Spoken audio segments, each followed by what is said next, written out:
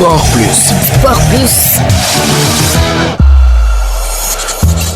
Bonjour et bienvenue dans votre rubrique sportive Sport Plus. Nous démarrons par la lutte avec frappe. La Fédération sénégalaise de lutte a pris des mesures disciplinaires à l'encontre d'Oumar Khan d'Iregrec à la suite des images diffusées sur la préparation mystique de son combat contre Boignan 2 disputé le 7 juin 2026. Réunie, l'instance dirigeante a décidé de suspendre le lutteur pour une durée de 6 mois, dont 3 mois fermes et 3 mois avec sursis. La FSL a également appliqué une retenue de 10% sur le reliquat de ses gains, soit une sanction financière de 2 millions de francs CFA. Cette décision intervient après la vive polémique suscitée par l'utilisation d'animaux domestiques dans le cadre des préparatifs du combat. Ainsi, l'Alliance des écologistes du Sénégal, ADS Sokoli Goussardak, condamne fermement l'attitude du lutteur et engage publiquement la responsabilité politique des gouvernements successifs dans la mise en œuvre des politiques de l'État contre la traitance et la souffrance des animaux, des pratiques contraires aux initiatives internationales. Selon Baye Salamar, président de la dite alliance.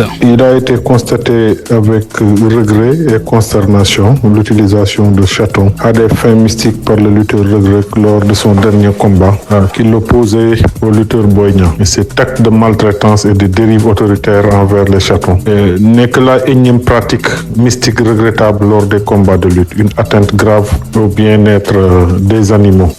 Malheureusement pour nous au Sénégal, l'histoire de ce pays-là se confond toujours avec celle de la maltraitance des animaux. Nous condamnons l'usage de ces chatons à des fins mystiques et invitons l'ensemble des fédérations sportives à prendre les dispositions nécessaires pour mettre fin à l'usage des animaux à des fins mystiques lors de ces événements. Et surtout, dénonçons publiquement la responsabilité politique des gouvernements successifs dans la mise en œuvre de la politique de l'État contre la maltraitance et la souffrance des animaux. Et nous demandons aussi à la direction des parcs nationaux le déploiement d'équipes de prévention et de surveillance, de contrôle et d'intervention à l'occasion des manifestations sportives, au même titre que la police et la brigade des sapeurs-pompiers. Et nous encourageons fortement la prise en charge par les collectivités territoriales, les associations de jeunes, les mouvements associatifs à davantage sensibiliser les communautés sur ces pratiques odieuses et malsaines qui n'honorent pas notre commun vouloir de vivre dans un écosystème protégé. Gris Bordeaux, de son côté, dénonce une décision émotionnelle de la fédération. En football, Aliou Cissé, coach formateur des jeunes à l'Académie Racing Sportif de Dakar, magnifie les mesures prises lundi par le président de la République à l'endroit des champions d'Afrique U15 scolaires et U17. Une cérémonie pendant laquelle une enveloppe de 311 millions de francs CFA a été annoncée pour récompenser les joueurs et les encadreurs, incluant des primes, des bourses scolaires et des équipements numériques.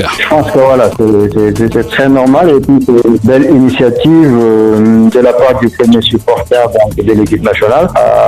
Et puis ce qui est remarquable, comme j'avais dit tout à l'heure, c'est pas l'argent, mais surtout cette couverture mutuelle santé et puis surtout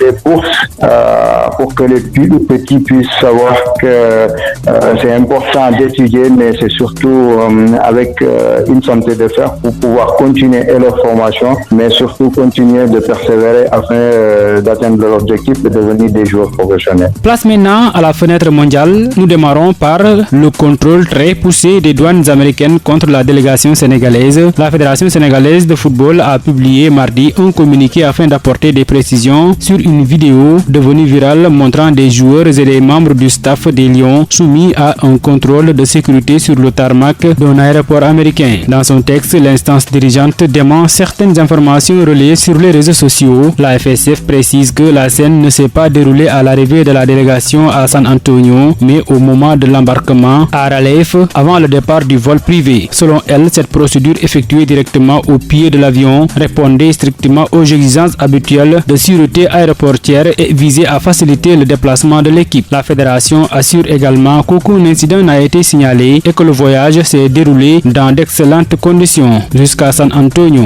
Nouveau rebondissement dans le dossier de l'arbitre africain définitivement refoulé du mondial. Privé de son rêve américain, Omar Artan a confié être vraiment déçu dans sa toute première interview accordée à New York Times. Je suis juste un arbitre essayant de vivre mon plus grand rêve d'aller à la Coupe du Monde, a-t-il expliqué confirmant avoir présenté les bons papiers et le bon visa pour pouvoir entrer aux États-Unis. Il a raconté avoir subi un interrogatoire de 11 heures durant lequel il a été questionné sur la Somalie et Al-Shabaab, un groupe terroriste affilié à Al-Qaïda qui contrôle 30% du territoire somalien. À plusieurs heures de détention, l'arbitre titulaire du statut FIFA depuis 2018 a finalement été remis dans un vol direction la Turquie d'où il était parti. Je pense qu'ils ont un problème avec mon pays, a-t-il lâché. Toujours à l'approche de la Coupe du Monde, la fédération iranienne fait face à une situation inattendue concernant la gestion des billets réservés à ses supporters. Selon les informations communiquées, le pays aurait perdu le quota officiel de billets qui lui était habituellement attribué pour les rencontres de la phase de groupe. Conformément au règlement de la FIFA, chaque sélection participante doit en principe bénéficier d'environ 8% des billets de ces matchs afin de permettre leur redistribution aux supporters via les canaux officiels de chaque fédération. Toutefois, dans le cas de l'Iran, la situation s'est complexifiée. La fédération affirme ne plus être en mesure d'honorer certaines ventes déjà engagées auprès des supporters, alors même que plusieurs d'entre eux avaient déjà organisé et financé leur déplacement pour assister aux matchs de leur équipe nationale. Au-delà de cette contestation, l'instance dirigeante du football iranien a également soulevé des préoccupations plus larges. Elle estime que cette situation pourrait refléter l'influence des facteurs extérieurs au sport dans l'organisation de la compétition. Selon elle, cette affaire met en lumière de sérieuses interrogations sur l'ingérence de considérations non sportives et politiques dans l'organisation du plus grand événement du football mondial. Et dans ce contexte,